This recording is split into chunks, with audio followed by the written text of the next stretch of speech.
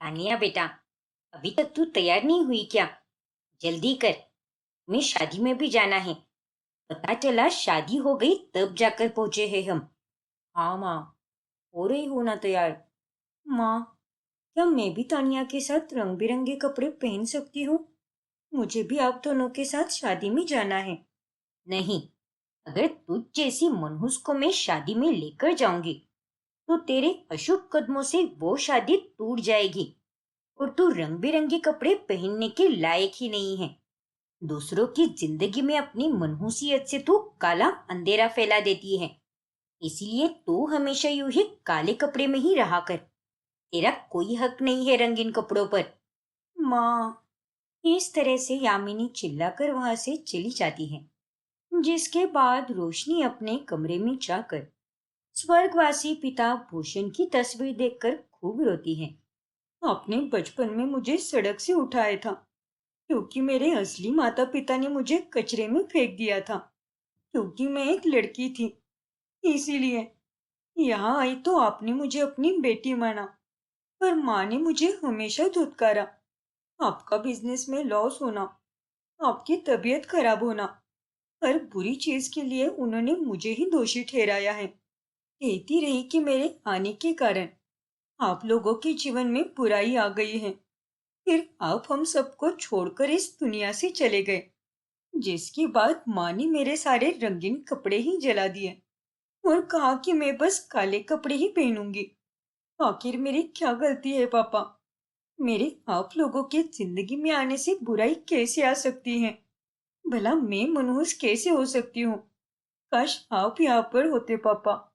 फिर अगले दिन जब वो कॉलेज के बाद घर जा रही होती है, तभी हमेशा की तरह उसका क्लासमेट हिमांशु उसे फूल और केक लाकर एक सरप्राइज देता है।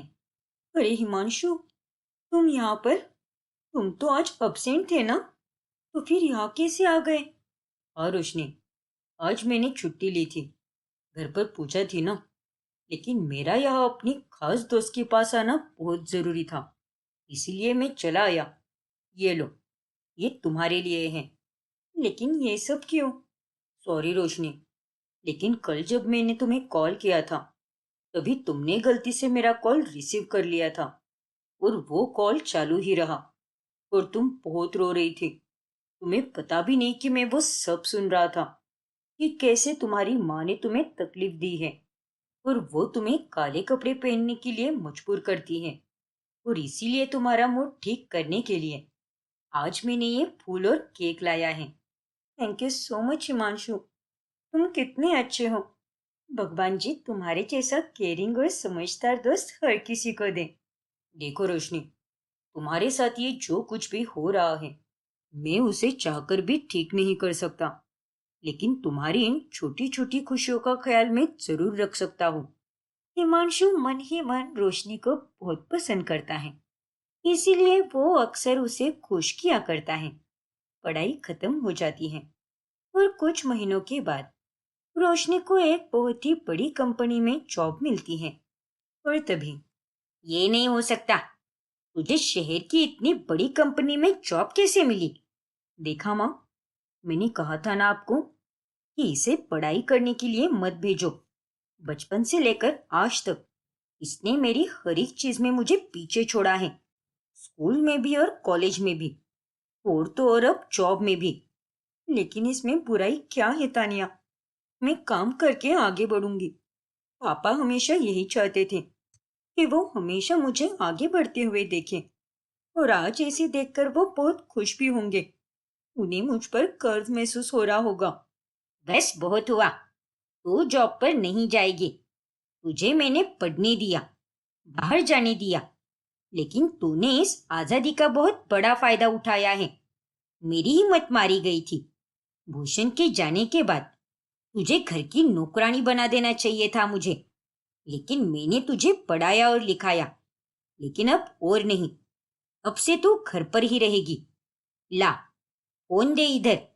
अब तो मैं तुझे कैद में ही रखूंगी। ये आप क्या कह रही हो माँ? प्लीज ऐसा मत करो ना माँ, प्लीज माँ।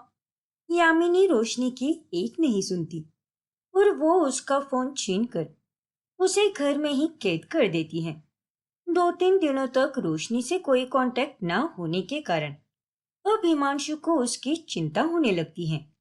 हे भगवान, ऐसा तो कभी नहीं होता। रोशनी मुझे वक्त पर रिप्लाई दे देती है, मेरे कॉल्स भी रिसीव करती है वो। फिर अब क्या हुआ है इसे? कुछ तो ठीक नहीं है। मुझे अब उसके घर पर ही जाकर देखना होगा। फिर जब हिमांशु रोशनी के घर पहुंचता है, तभी वो खिड़की से उसे अपनी माँ की डांट सुनते हुए देख लेता है। नालायक कहीं की, तुझे मैंने कैद करके रखा है, इसीलिए तू मुझे यूं तीखा खाना खिलाकर बदला ले रही है क्या? नहीं माँ, पता नहीं खाने में ज्यादा मिर्च कैसे डाल दी मैंने। प्लीज मुझे माफ कर दीजिए माँ, मैं अगली बार से पूरा ध्यान रखूंगी। अरे चुप कर, ये सारे तेरे ड्रामे हैं। सच्चाई तो यही है कि तू मुझे और तानिया को मारने की साजिश में लगी हुई है, क्योंकि हमने तुझे जॉब पर जाने के लिए मना कर दिया और तुझसे तेरा फोन भी छीन लिया। और तो और हम तुझे घर के बाहर भी नहीं जाने दे रहे, इसीलिए तू इतने नाटक कर रही है ना? अरे नहीं माँ, आखिर आप ऐसा कैसे सोच सकती हो? भला मैं आप दोनों को क्यों मारूंगी? मैंने आपको मेरी माँ माना है, सगा रिश्ता नहीं है, पर ये रिश्ता मुझे मेरे सगे रिश्ते से भी बहुत बढ़कर है। अरे चुप हो जा, आज तो मैं तुझे सजा देकर ही रहूंगी। रुक तू, कहाँ है वो मिर्ची पाउडर? आज तो तेरी आंखों में मिर्ची पाउडर डालूंगी मैं। रुक जा तू। अरे नहीं माँ, प्लीज ऐसा मत कीजिए माँ। जैसे ही यामिनी रोशनी की आंखों में मिर्ची पाउडर डालने जा रही होती है, उतने में वहां पर हिमांशु आ जाता है और वो उसे रोक लेता है। तुम ठीक तो हो ना रोशनी? हाँ हिमांशु, मैं बिल्कुल ठीक हूँ। तू इसका खास दोस्त है ना? मैं सब जानती हूँ कि तुझे ये लड़की पसंद है। बस बहुत हुआ रोशनी, अब मैं तुम्हें इस नरक जैसे घर में इन हैवानों से भी बदतर लोगों के साथ नहीं रहने दूंगा। चलो यहाँ से, अब से तुम मेरे घर पर चलोगी, वो भी मेरी बीवी बनकर। क्या? हाँ रोशनी, आंटी ने बिल्कुल सही कहा है। ये सच है कि मैं तुमसे प्यार करने लगा हूँ और इसीलिए मैं तुम्हारे साथ ही शादी करूंगा। जिसे जो उखाड़ना है उखाड़ ले, क्योंकि अब रोशनी मेरी होने वाली है और एक बार अगर वो मेरी हो गई तो मैं किसी को इसे तकलीफ पहुंचने नहीं दूंगा। क्या? रुक जा। हिमांशु रोशनी को वहां से अपने साथ मंदिर लेकर जाता है। Thank you so much Himanshu, मुझे उस औरत से बचाकर तुम यहाँ पर लेकर आए।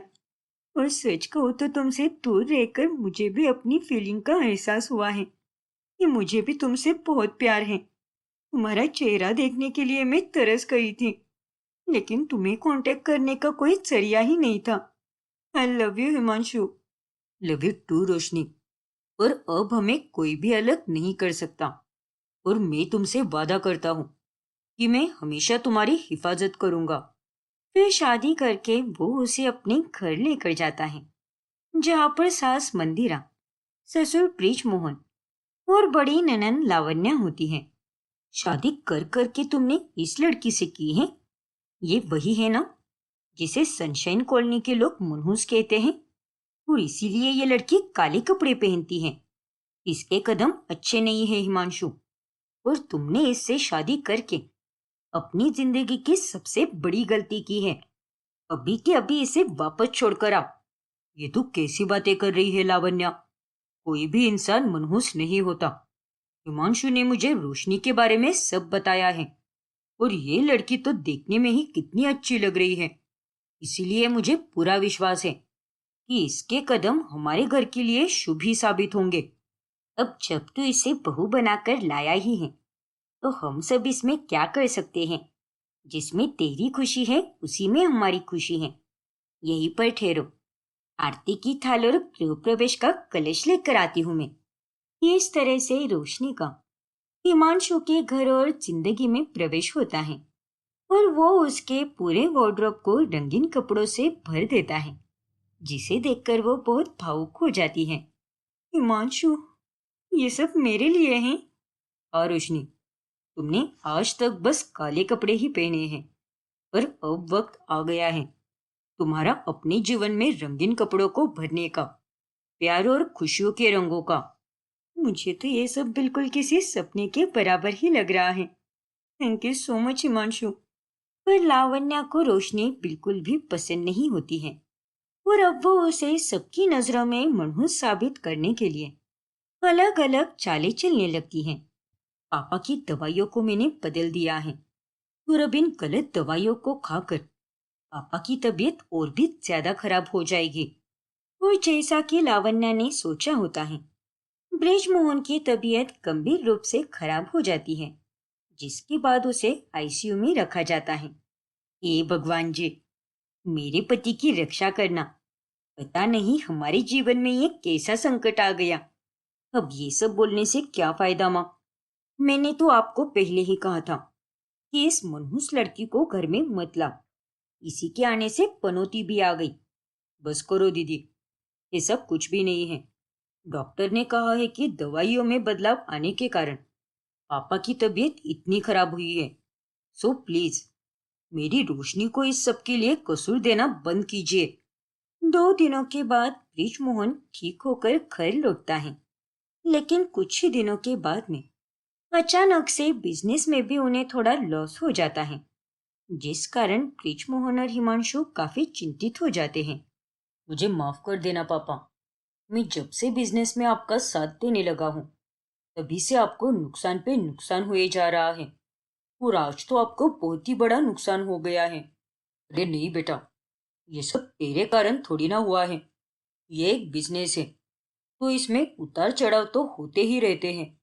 इसलिए तू निराश मत हो बेटा, और हमेशा की तरह हर रोज अपना बेस्ट देते रहना। इन्हें सच कहती हूँ तो मिर्ची लगती है, लेकिन वाकई में हकीकत तो यही है कि ये सारी बुरी चीजें उसी लड़की के आने के कारण हो रही हैं। 2 हफ्ते हो गए हैं। पिछले हफ्ते पापा आईसीयू में थे और अब हमारे बिजनेस में इतना बड़ा नुकसान हुआ है। बस कीजिए दीदी, मैं जानता हूँ कि आपको रोशनी पसंद नहीं है, इसलिए आप वो हर कोशिश कर रही हो जिसके चलते रोशनी यहाँ से निकल जाए। अरे क्यों उस बेचारी को इतनी नफरत कर रही हो लावण्या? आखिर उसका क्या कसूर है? अरे ये सब तो बस कहने वाली बातें होती हैं, और हम सब तो भगवान के बच्चे हैं, तो कोई मनहूस या बुरा नहीं होता। फिर एक दिन जब हिमांशु अपनी कार की तरफ जा रहा होता है, तभी दूर से ही वो लावण्या को उसकी कार का टायर पंक्चर करते हुए देख लेता है और उसे देखकर वो हैरान रह जाता है। पापा की दवाइयाँ भी मैंने ही बदली और भी ऐसी कई सारी चीजें की है मैंने, ताकि सबको यही लगे कि ये सब कुछ रोशनी की मनहूसियत के कारण हो रहा है। और आज जब हिमांशु का एक्सीडेंट होगा, तो इसके बाद तो रोशनी की मनहूसियत पर सबको शक हो जाएगा, जिससे मुझे बहुत सुकून मिलेगा। ऐसे ही धीरे धीरे मैं और भी बुरे हादसे करवाती रहूंगी, ताकि सबके सब इस बात को पूरी तरह से मान ले कि रोशनी वाकई में मनहूस है और वो उसे इस घर से निकाल दे। बस कीजिए दीदी। अरे ये सब करते हुए आपको शर्म नहीं आई क्या? हिमांशु, तूने सब सुन लिया? देख, मैं कुछ भी गलत नहीं कर रही थी। हाँ, मैं मानती हूँ कि मेरा तरीका थोड़ा गलत है, लेकिन मैं तो बस हम सबकी भलाई चाहती हूँ, और खास करके तेरी भलाई। तुझे ऐसी पनौती लड़की को अपनी जिंदगी में नहीं आने देना चाहिए था। पर वो मनहूस नहीं है दीदी। अब आप ही बताइए, उसके हमारे जीवन में आने के बाद से हमारे साथ क्या गलत हुआ है? क्या बिजनेस में उतार चढ़ाव पहले नहीं हुए क्या? हुए हैं ना। और बाकी का जो कुछ भी हुआ है, वो सब आपने किया है, तो आप इस बात पर गौर फरमाइए ना।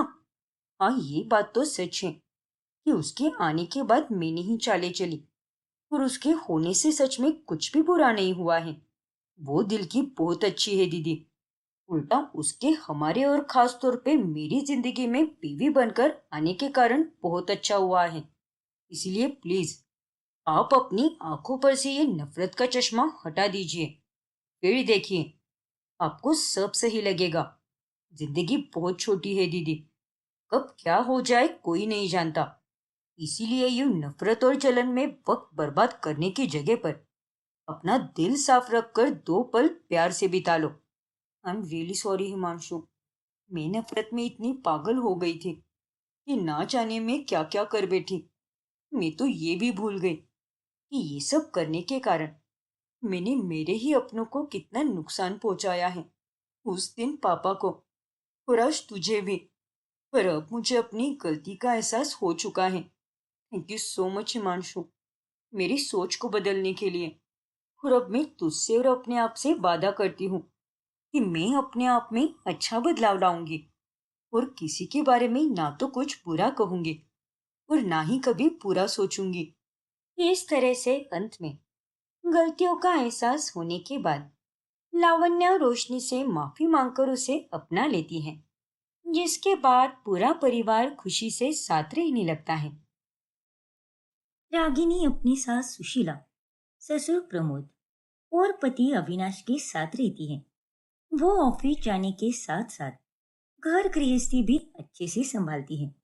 वैसे तो रागिनी दुनिया के सामने बड़ी संस्कारी बनती है, लेकिन उसके असली चेहरे से हर कोई अनजान होता है। ऐसे ही एक सुबह जब रागिनी घर के मंदिर में बैठी पूजा कर रही होती है, तभी हे भगवान, मेरी बहू तो साक्षात देवी लग रही है इस साड़ी में। मैं तो बड़ी ही भाग्यशाली हूँ जो मुझे ऐसी संस्कारी बहू मिली। ना ही इसकी जबान फिसलती है, ना ही इसकी नजर इधर उधर जाती है। हाँ सुशीला, बिल्कुल सच कह रही हो तुम। आजकल के जमाने में ऐसी सीधी लड़की मिलना मतलब लॉटरी लग जाना है। सासू माँ, बहू का जीवन तो सेवा और मर्यादा में ही पूरा होता है। बाकी सब तो एकदम फालतू शोर है। क्यों, सही कहा ना मैंने? हाँ बेटा, एकदम सही कहा। ये लीजिए प्रसाद। वाह भाई वाह, इतने कमाल के लड्डू तो इस सुशीला ने भी आज तक कभी नहीं बनाए जितने कि तुमने बनाए हैं बहू। शुक्रिया पापा जी। इस बुड्ढे को क्या पता कि ये लड्डू मैंने बाहर से लाए हैं। उतने में वहां पर अविनाश आ जाता है। तुम्हें देख के तो ये लगता है रागिनी कि भगवान ने मेरी किस्मत घी में डुबो के लिखी है। सच में। क्या तुम भी अविनाश? अच्छा, मुझे एक कॉल आ रहा है तो मैं अभी आती हूँ। हाँ। अरे अविनाश बेटा, बहू का कोई बिजनेस वगैरह है क्या? नहीं तो पापा, दरअसल बहू का फोन दिन में 50 बार बजता रहता है। ना जाने ऐसे कितने दोस्त हैं इसके। खैर, जो भी हो, हमें जैसी बहू चाहिए वैसे सारे के सारे गुण हैं रागिनी में, इसलिए हमें तो बड़ी खुशी है। हाँ पापा, और आप दोनों को ऐसे खुश देखकर मुझे भी दुगनी खुशी हो रही है। फिर एक सुबह दूध वाला रमेश दूध लेकर आता है और वो बस रागिनी को ताड़े चाह रहा होता है। अरे भाभी जी, आज दूध थोड़ा पतला लग रहा है। पतली चीजों का असर हमेशा गहरा होता है रमेश जी, जैसे इशारा और खामोशी। तो आज थोड़ी मलाई ज्यादा डाल दूं क्या? हाँ हाँ, क्यों नहीं। जो दिल से देता है उसका हिसाब भगवान खुद रखता है। रमेश पूरा पिघल रहा होता है, तभी अंदर से सुशीला की आवाज आ जाती है। बहू, कौन है दरवाजे पर? दूध आ गया है सासू माँ, और आज का दूध तो एकदम मस्त लग रहा है। काश हमारी मुलाकातें इस दरवाजे की जगह कहीं और होती तो कितना मजा आ जाता। शाम में आइएगा कभी पार्क में, खूब बातें करेंगे और गोलगप्पे भी खाएंगे। ज्यादा सपने मत सजाओ और दफा हो जाओ यहाँ से। पर नायाब चीज इतनी आसानी से हासिल नहीं होती, उसके लिए मेहनत और इंतजार करना पड़ता है। समझे रमेश बाबू? बस इतना ही। ठीक है फिर, आपकी मोहब्बत में हमें इंतजार और मेहनत दोनों मंजूर हैं। फिर दोपहर के समय जब रागिनी छत पर कपड़े सुखा रही होती है, तभी अरे भाभी जी, लगता है नमक खत्म हो गया। नमक ज्यादा हो जाए तो खाना बिगड़ जाता है, पर आपकी बातें स्वाद को बढ़ा देती हैं। और जब आप बोलती हो तो दुकान नहीं, मेला चलने लगता है। मेला तो वही लगता है जहाँ पर लोग खींचे चले आते हैं और मौज मस्ती में पूरी तरह खो जाते हैं। ठीक उसी वक्त सोसाइटी का जिम ट्रेनर वहां से गुजर रहा होता है। वाह भाभी जी, आजकल आपका फिगर काफी अच्छा होते जा रहा है। चुप चुप कर वर्कआउट कर रही हो क्या? ओफो ट्रेनर साहब, अब आपके बिना मैं अच्छा वर्कआउट कैसे कर सकती हूँ? आपका ही इंतजार कर रही हूँ कि आप कब आओगे और मुझसे वर्कआउट कराएंगे, ताकि मेरा फिगर एकदम बिपाशा बासु जैसा स्लिम ट्रिम और सेक्सी हो जाए। ऐसा है क्या? तो आओ कभी हवेली पर, मेरा मतलब मेरी जिम पर। फिर करेंगे ना साथ में वर्कआउट। जी, जरूर आऊंगी किसी दिन। उतने में रागिनी देखती है कि पड़ोसन भी छत पर आकर ये सब देख रही है, इसलिए वो वहां से चली जाती है। मगर बाद में पड़ोसन सुशीला को जाकर सब बता देती है, जिसके बाद सुशीला आकर रागिनी से ये बात करने लगती है। क्या? राम राम राम राम। सासू माँ, आपको क्या लगता है कि मैं ऐसी सारी अभद्र बातें करूंगी, वो भी सरेआम गैर मर्दों के साथ? वही तो, मैंने उस नालायक को फिर अच्छे से झाड़ दिया और कह दिया उसे कि मेरी बहू में एक भी बुराई नहीं है। मेरी बहू तो एकदम संस्कारों से भरी हुई है। शुक्रिया माँ जी। अरे इसमें शुक्रिया कैसा बेटा, अब मैं तो जानती ही हूं ना कि तू कैसी है, कितनी गुनी है, और इसीलिए ये सभी लोग चलते हैं तुझसे। इनकी बहुएं निहायत ही कामचोर और नालायक हैं, इसलिए मेरी संस्कारी बहू में खामियां बताकर मुझे तेरे खिलाफ भड़का रहे हैं, ताकि हमारी अच्छी खासी घर गृहस्थी में अशांति हो जाए और हम सब आपस में लड़े झगड़े। लेकिन मैं ऐसा हरगिज होने नहीं दूंगी।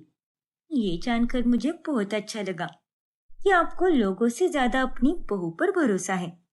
फिर एक रोज जब ऑफिस में रागिनी अपनी डेस्क पर बैठी होती है, तभी हेलो मिस ब्यूटीफुल, मीटिंग के बाद ऑफिस का प्लान बना दूं क्या? लेकिन कॉफी के साथ कंपनी फीकी हो गई तो? अरे आपके साथ तो फीका शब्द ही गलत है। अच्छा जी।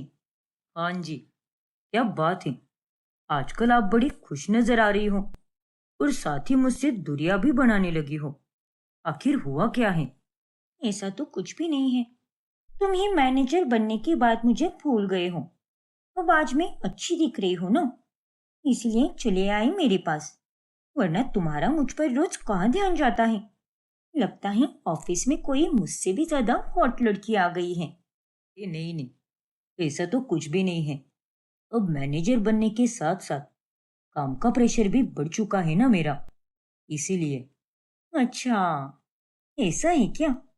और नहीं तो क्या, वरना तुमसे ज्यादा हॉट इस कंपनी में कोई हो सकता है क्या? और ना ही कभी होगा। खुद तो मैनेजर बन गए, लेकिन मेरा क्या? मेरे प्रमोशन के लिए कब बात करोगे? कोई जुगाड़ तो करो। थोड़ा वक्त दो मुझे, जरूर जुगाड़ करूंगा तुम्हारा। लेकिन हाँ, तुम्हारी ग्रोथ तो फिक्स है, बस तुम मेरे साथ फिक्स रहो। वो तुम्हें कहने की कोई जरूरत नहीं। अब सारी बातें यहीं पर करोगे या मीटिंग में भी जाओगे? मीटिंग के बाद मिलते हैं। कहाँ? कैफे में ही ना, या फिर कहीं और? कैफे में ही मिलेंगे, नालायक आदमी। जाओ अब। अमन मीटिंग रूम में चला जाता है। कितना कुछ करना पड़ता है। घर वालों को लगता है कि मैं एकदम दूध की धुली हुई हूँ, लेकिन मुझे सबको अपना बॉयफ्रेंड बनाना ही पड़ता है। अगर मैं अमन को प्यार दूंगी तो वो बदले में मुझे प्रमोशन देगा, और अगर मैं रमेश के साथ अच्छी रहूंगी तो वो मुझे फ्री में दूध देता रहेगा। वहीं अगर मैं राशन वाला और जिम ट्रेनर के साथ प्यार से रहूंगी तो वो लोग भी मुझे मुफ्त का राशन और मुफ्त में जिम करने देंगे। अपने हर एक फायदे के लिए तो मैं किसी भी हद तक जा सकती हूँ, और ऐसी लाइफ जीना थोड़ा मुश्किल है, लेकिन साथ ही मजेदार भी है। फिर शाम के वक्त जब रागिनी घर से निकल रही होती है, तभी ज्यादा देर मत लगाना बहू, दिन में जल्दी सारे रास्ते सुनसान हो जाते हैं। हाँ सासू माँ, आप फिक्र मत कीजिए, मैं समय से वापस आ जाऊंगी। फिर रागिनी गेट से बाहर निकलती है और थोड़ी ही दूरी पर एक कॉलेज फ्रेंड कबीर बाइक के साथ खड़ा होता है। आज भी लेट आना तुम्हारी आदत है। अरे आदत तो वही होती है जो कभी नहीं छूटती। शादी के बाद भी रिस्क लेने का डर नहीं लगता क्या तुम्हें? रिस्क है तो इश्क है मेरी जान। हाँ, वो तो है। चलो अब जल्दी से चलो यहाँ से, वरना अगर किसी ने देख लिया तो मुसीबत हो जाएगी। ओह हेलो, अब क्लब में इस साड़ी में चलोगी क्या? अरे बाबा, वहां जाकर चेंज कर दूंगी ना। साथ में मैंने एक वन पीस भी लिया है। अच्छा, ऐसा है क्या? और नहीं तो क्या। अब यहाँ पूरे मोहल्ले में मैं संस्कारी बहू के नाम से जानी जाती हूँ, इसलिए इतना सारा तामझाम करना ही पड़ता है ताकि मेरे ससुराल वालों को मुझ पर 1% भी शक ना हो। सबको चूना लगाने में तो तुमने पीएचडी ही करके रखी है। अरे चुप रहो, ज्यादा मत बोलो, वरना ये सारा भूत उतार दूंगी मैं। अरे वही तो मैं चाहता हूँ कि किसी दिन तुम मेरा भूत उतारो। शट अप, अब चलो। फिर एक शाम जब रागिनी मोहल्ले में घूमती हुई फोन पर बात करती है, तभी अरे हाँ हाँ, बस थोड़ी ही देर में आ रही हूँ। तुम भी ना बात को खींच ही लेते हो। थोड़ी ही दूर पर खड़ा अविनाश ये सब देख रहा होता है। ये आवाज तो घर के लिए कभी नहीं होती। ये वाकई में मेरी बीवी रागिनी ही है ना, या फिर कोई और है? रागिनी फोन रख के सीधी घर की तरफ ही चल देती है, जैसे कुछ हुआ ही ना हो। फिर अगली सुबह, तुम्हारी ही वजह से हमारे घर में शांति बनी रहती है बहू। ऐसी कोई बात नहीं है सासू माँ, मुझ में शादी के पहले तो इतनी सारी अच्छी क्वालिटीज थी भी नहीं। वो तो यहाँ आने के बाद में और सुधर चुकी हूँ, और इन सब का श्रेय आपको ही जाता है। लेकिन अगर घर की बहू मान मर्यादा में रहे तो गृहस्थी हमेशा अच्छी बनी रहती है। मान मर्यादा में? क्या तुम सच में मान मर्यादा में रह रही हो रागिनी? क्यों अविनाश, तुम ऐसा क्यों बोल रहे हो? अरे तू इस पागल पर क्या ध्यान दे रही है? ये तो तेरे साथ मस्ती कर रहा है। क्या तुम भी अविनाश, डरा दिया ना मुझे। लेकिन रागिनी, अगर तुम सच में मान मर्यादा में रह रही हो तो तुम्हें इतना डरने की क्या जरूरत है? दरअसल वो, अरे घबराओ मत, मैं तो तुम्हारे साथ मस्ती कर रहा था। लेकिन इसकी ये घबराहट साफ साफ यही दर्शा रही है कि जरूर ये मुझसे कुछ तो छुपा रही है। उस दिन भी फोन पर किसी के साथ कितनी बेबाक आवाज में बतिया रही थी ये। घर में तो कितनी छुई मुई सी रहती है, लेकिन उस दिन ये कितने कॉन्फिडेंस के साथ बात कर रही थी। फिर ऐसे ही एक दिन जब ऑफिस में लंच ब्रेक के वक्त रागिनी अकेली बैठी होती है, तभी मैनेजर अमन फिर से उसके पास आता है। आजकल तो तुम बड़ी बदली बदली सी लग रही हो, क्या हुआ है? ऑल गुड ना? हर जगह सेम रहना जरूरी नहीं होता। अगर कुछ प्रॉब्लम है तो बताओ ना, लेकिन इस तरह से मुझसे बात मत करो। अब क्या बताऊं मैं तुम्हें? तुम तो बस मुझे छोटा दिलासा ही देते रहते हो। अरे अब तो लगभग 1 साल होने आया है, लेकिन मेरे प्रमोशन के लिए तुम बॉस के साथ बात ही नहीं कर रहे। इसीलिए अब से मैं तुम्हारे साथ नहीं रहूंगी। हमारे बीच में जो भी है उसे यहीं पर खत्म करते हैं। अरे ऐसा मत करो रागिनी, देखो हर चीज को वक्त लगता है, और इतनी आसानी से तुम्हें सब कैसे मिल जाएगा? अरे 1 साल भी कोई कम समय नहीं होता। छोड़ो यार, और अब से तुम मेरे साथ एक मैनेजर की तरह ही बात किया करो। हमारे बीच में जो कुछ भी था वो सब भूल जाओ। रागिनी अपना मूड ठीक करके अपने दूसरे बॉयफ्रेंड के साथ घूमने चली जाती है। फिर घर आने के बाद कमरे में बेड पर अलग अलग फोटोज होती हैं, जिसमें रागिनी अपने अलग अलग बॉयफ्रेंड के साथ होती हैं। ओह नो, ये सब यहाँ पर कैसे आ गया? ये सब मैंने ही रखा है, खास तुम्हारे लिए, वो भी अच्छे से सजा कर। मेरी प्यारी और संस्कारी बीवी साहिबा, मुझे तुम पर शक होने लगा था, और इसीलिए मैंने तुम्हारे फोन पर और तुम्हारी पीठ पीछे तुम्हारी हर एक चीज पर ध्यान दिया। कहाँ जाती हो, किससे मिलती हो। इनफैक्ट तुम्हारी पर्स में एक मिनी कैमरा भी अटैच किया था, जिससे सब कुछ रिकॉर्ड हो रहा था। और इनमें से कोई कोई फोटोज तो मैंने चुपके से खींचे हैं। बताओ रागिनी, क्यों किया तुमने ये सब? अपना हर जगह पर फायदा कराने के लिए? अगर ऐसा ही करना था तो शादी क्यों की? सॉरी अविनाश। अरे अब सॉरी बोलने से सब ठीक हो जाएगा क्या? जरा सोचो, अगर माँ पापा को ये बात पता चलेगी तो उन दोनों पर क्या बीतेगी। अरे किस चीज की कमी रखी तुम्हारे लिए मैंने? इतना सब अच्छा होने के बावजूद भी तुमने इतनी घटिया हरकत की है। बस अब बहुत हुआ। तुम मेरे साथ नहीं रहोगी। चली जाओ यहाँ से। नहीं अविनाश, ऐसा मत करो ना। मुझे खुद से अलग मत करो। तुम्हारे सिवा मैं कहाँ जाऊंगी? प्लीज मुझे माफ कर दो। मैं मैं तुम्हारे सामने हाथ जोड़ती हूँ, तुम्हारे पैर पकड़ती हूँ मैं, लेकिन मुझे ऐसे मत छोड़ो अविनाश। अरे चुप हो जाओ और ये सब ड्रामा करना बंद करो। या तो तुम अपनी अय्याशी करो या फिर पूरी तरह से सुधर कर एक बीवी और बहू बनकर रहो। ठीक है अविनाश, मैं अपनी सारी बुरी आदतों को सुधारूंगी। किसी लड़के से बात भी नहीं करूंगी। लेकिन प्लीज अविनाश, मुझे मेरी गलतियां सुधारने का एक आखिरी मौका दे दो। कई मिन्नतें करने के बाद अविनाश रागिनी को माफ कर देता है और उसे खोने के खौफ में रागिनी पूरी तरह सुधर जाती है और वाकई में संस्कारी बनकर अपने प्यारे से ससुराल में खुशी से रहने लगती है। मंजू की 5 बहुएं होती हैं और वे सिमर, दिशा, युक्ति और रिवा। ये पांचों काफी जुगाड़ू और मॉडर्न होने के साथ साथ सर्वगुण संपन्न भी होती हैं। ऐसे ही एक रोज जब मंजू अपनी सहेली ललिता को मिलती है। अब क्या ही बताऊं मैं तुझे ललिता, मेरे तो भाग ही खुल गए हैं। मैं तो पहले कितनी चिंता में थी कि ना जाने ये नए जमाने की बहुएं कैसी होंगी। मैं तो गांव की बहुओं को लाने का विचार कर रही थी, लेकिन बेटों की खुशियों की खातिर मैं चुप रही। लेकिन देख तो, मेरी सभी बहुएं एकदम मॉडर्न और संस्कारी हैं। अच्छा, ऐसी बात है क्या? हाँ बहन, मैं तो बहुत खुश हूँ। अभी हाल ही में मेरे घर पर एक बहुत बड़ी पार्टी थी। तभी अचानक से ऐन वक्त पर वो पार्टी के अरेंजमेंट वाले आने से मुकर गए। तभी आखिरी मिनट पर मेरे पांचों जुगाड़ू बहुओं ने सारी तैयारी कर दी, वो भी एकदम झट से। हे भगवान, तेरी ये सारी बातें सुनकर तो मुझे तेरे लिए बहुत तरस आ रहा है। क्या होगा तेरा मंजू? क्यों रे, ऐसा क्यों बोल रही है तू? क्योंकि तेरी आंखों पर कपड़ा बंधा हुआ है। तू जिन बहुओं को अच्छा समझ रही है वो तो एक नंबर की चालाक लोमड़ियां हैं। क्या?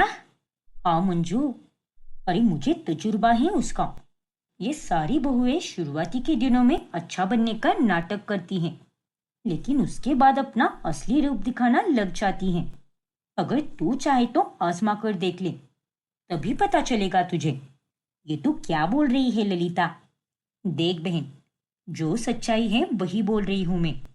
इसलिए अपना ये अच्छापन छोड़कर उनके साथ जरा सख्ती से पेश आ। और जब तू वैसा करेगी तभी तुझे उनके असली रूप दिखेंगे। क्या? हाँ बहन, वो तो अच्छा है कि अभी तो बस शुरुआत हुई है। उन्हें ससुराल आए ज्यादा दिन भी नहीं हुए हैं। इसलिए अब से ही तो उन पांचों के प्रति अपने स्वभाव को बदल दे। बड़ी जुगाड़ू बनती है ना वो, तो उनकी कठिनाइयों को और बढ़ा, और तब देखना। शायद तू सही कह रही है ललिता। अच्छा हुआ जो तूने मुझे सही समय पर चौकन्ना कर दिया। ललिता की बातें सुनकर मंजू अपनी बहुओं के प्रति स्वभाव पूरा बदल देती है।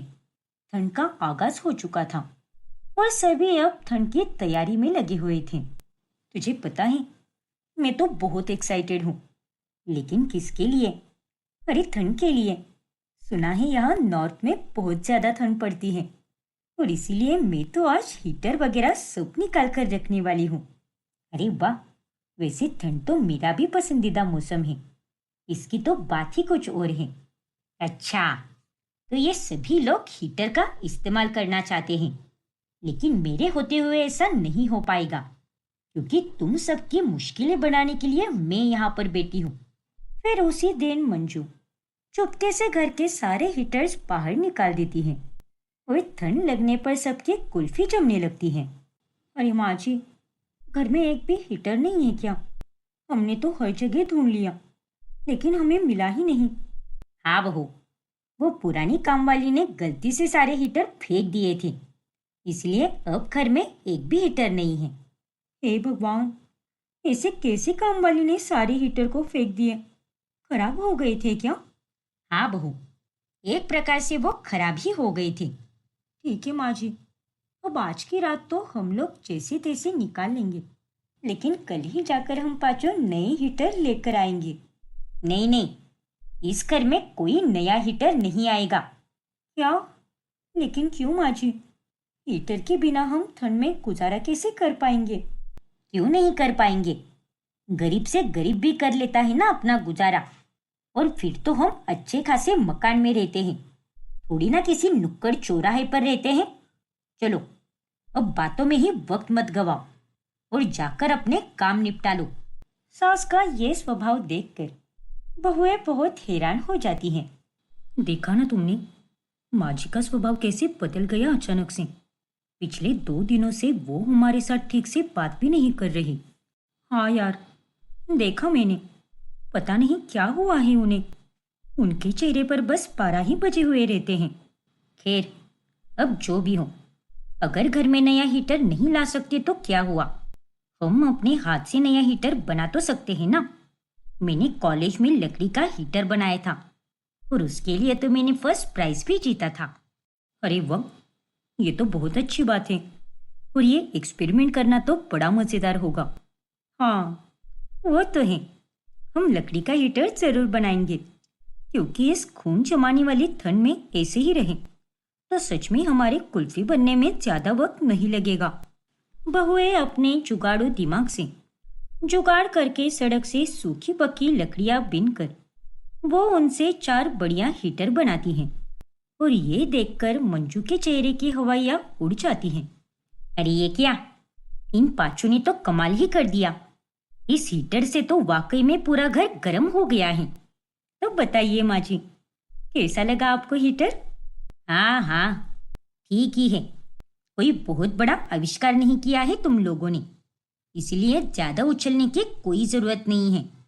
वैसे ये किसी भी आविष्कार से कम नहीं है माँ जी, और इसका सारा दिमाग युक्ति का है और हम पांचों का टीम वर्क, और इससे बिजली की भी बचत होगी। अच्छा है। बहुएं अब धीरे धीरे समझ चुकी थी कि सास जानबूझकर उनके साथ बुरा बर्ताव कर रही है।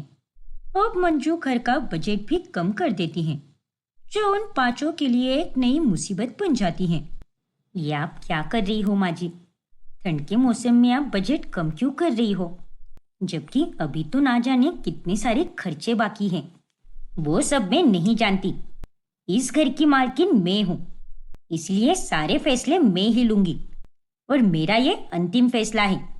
बजट यही रहेगा, ना इससे कम होगा ना ही इससे ज्यादा होगा। अरे यार, अब हम क्या करेंगे? कल ही तो हमारा गाजर का हलवा बनाने का प्लान था, और उसके लिए तो कितना सारा सामान लगता है। बिना घी और काजू किशमिश के हम हलवा कैसे बना पाएंगे? टेंशन मत ले यार, कुछ ना कुछ तो जुगाड़ कर ही देंगे हम। सोच तो है, पर गाजर तो कितनी महंगी है, तो कहाँ से लाएंगे हम? देख, सुबह 4 बजे सब्जी मार्केट में सब कुछ सस्ते दाम में मिलता है, वो भी पहले 20 ग्राहकों को। इसलिए हम वहां पर 4 की जगह 3 बजे ही जाकर बैठ जाएंगे। हाँ, ये सही रहेगा। फिर वो पांचों बहुएं 3 बजे जाकर गाजर लेकर आती हैं और कम सामान से सिंपल अंदाज में ही एकदम बढ़िया सा गाजर का हलवा बनाती हैं, जिसे खाकर मंजू एकदम चौंक ही जाती हैं। तो बताइए माँ जी, कैसा बना है गाजर का हलवा? ये गाजर का हलवा तो इतने कम सामान में भी कितना स्वादिष्ट बना है। पता नहीं ये सब इतने जुगाड़ू कैसे हैं, इतनी सारी तरकीबें इनके दिमाग में कैसे आती हैं? बताइए ना माँ जी। लगता है इन्हें गाजर का हलवा कुछ ज्यादा ही पसंद आ गया कि इनके पास तारीफ करने के लिए शब्द ही नहीं बचे, है ना? अरे चुप करो, ठीक ही बना है गाजर का हलवा। वैसे भी मुझे ये हलवा वगैरह इतना नहीं पसंद, बस फालतू का खर्चा रहता है। अच्छा, ऐसी बात है क्या? तो फिर तो ये हलवा हम अपने पास ही रख लेते हैं। हम सब अपने कमरे में रखेंगे तो थोड़ा थोड़ा खाते रहेंगे। नहीं नहीं, अरे पागल वागल हो गई हो क्या? इसे तुम अपने पास मत रखो। खाने का सामान रखने के लिए रसोई बनाई गई है ना।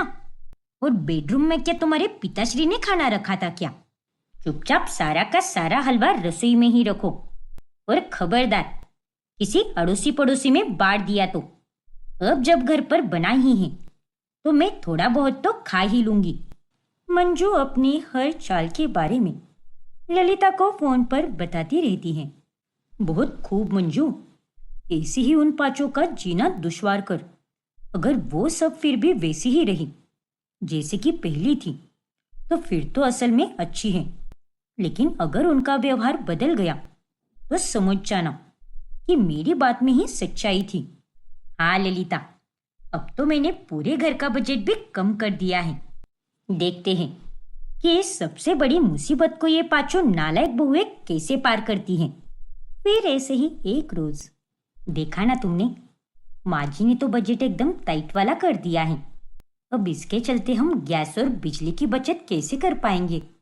हाँ यार, वो तो है, लेकिन डोंट वरी, क्योंकि ठंड में वैसे भी हमें एसी और लाइट्स की इतनी ज़रूरत नहीं होती। और रही बात गैस की, तो हम अपने आंगन में चूल्हा बना देते हैं ना, जैसे गांव में चूल्हा होता है। ये तो ग्रेट आइडिया है।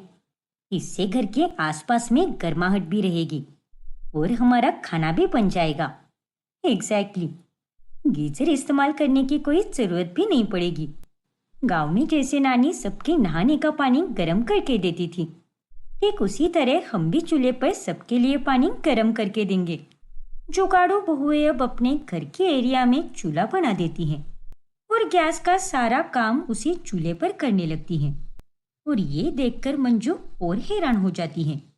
ये सब तो एकदम मोटी चमड़ी लेकर पैदा हुई हैं। इन्हें मैं जितनी मुसीबत में डाल रही हूँ, ये उसमें और सफल होती जा रही हैं। नहीं, मुझे इनमें बाधा डालनी ही होगी। फिर मंजू उनके सामने जाकर खांसने का नाटक करने लगती है।